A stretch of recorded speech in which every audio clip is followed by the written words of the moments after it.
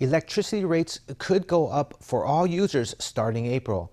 Economics Minister Wang Mei-hua hinted at the hike on Tuesday, citing Taipower's accumulated losses. An expert says that rates must be adjusted by at least 25% overall in order to offset Taipower's losses. Electricity prices went up by an average of 11% last year, but that wasn't enough to offset Taipower's losses. Economics Minister Wang Mei-hua says another price hike this year is inevitable. Electricity rates haven't been finalized yet, but given Taipower's accumulated losses, it will face a financial crisis by the end of the year if the government doesn't set aside a budget to cover the losses, or it will leave electricity prices unchanged. We're considering adjusting rates even for users of less than 330 kilowatt-hours a month. Reports suggest that in April, rates for major high-voltage consumers will go up 10%. Rates are also set to rise for small businesses, low-voltage consumers, and even households that use less than 330 kilowatt-hours a month.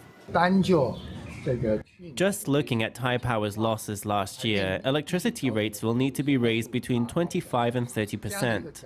If the increase were to fall entirely on industrial users, they wouldn't be able to accept it. It would affect their competitiveness. The reports of a potential rate hike have rattled small businesses. It's not just electricity bills. The price of many raw materials has gone up. If rates go up for electricity, which we use every day, our daily expenses would pile up. Of course, that would put more pressure on us. Industrial users have also voiced concern about the potential rise. For example, currently, the semiconductor industry is growing quite fast. Every year, the central government has 400 billion NT to 500 billion NT in excess tax revenue. That money could perhaps be used to keep electricity rates from going up. If electricity rates go up in Taiwan, a problem that could arise is whether TSMC would continue production in Taiwan. Its competitors are China and South Korea, so our electricity prices should be more competitive than China's and South Korea's.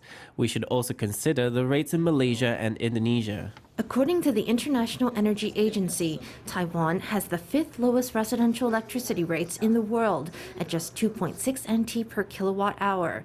It also has the 3rd cheapest rates for industrial users at 3.38 NT per kilowatt hour, outranked only by Malaysia and the US.